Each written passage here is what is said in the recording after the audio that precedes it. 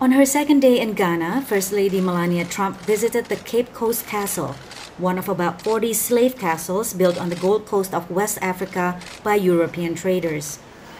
From Ghana, Mrs. Trump is scheduled to visit Malawi's capital Lilongwe, where many people who spoke to VOA didn't know much about the trip. No, I don't know. You don't know, you haven't heard of it? Yes. But do you know anything about her? No, I just know that it's the wife to the President of America. But this auto rickshaw driver looked forward to her visit. Whatever she can bring, if she can sit down with the leaders and see what areas can she help. I'm asking you all to join me today. Mrs. Trump is in Africa as part of her Be Best campaign focusing on child wellness.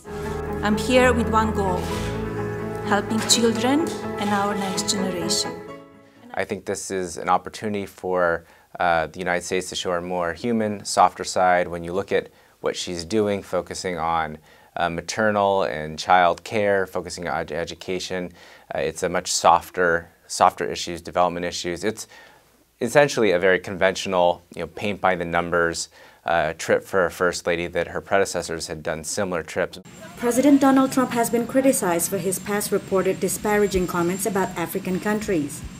Joshua Meservey from the Heritage Foundation says Mrs. Trump's visit should not be expected to counter her husband's rhetoric. People understand that she's the First Lady, she's not an elected U.S. government official. She is a representative, of course, but First Ladies have this unique position within administrations, and so I think that people will understand that this is a goodwill tour, that this is designed just to highlight her personal priorities around this Be Best campaign. Countries like Malawi depend on American aid programs.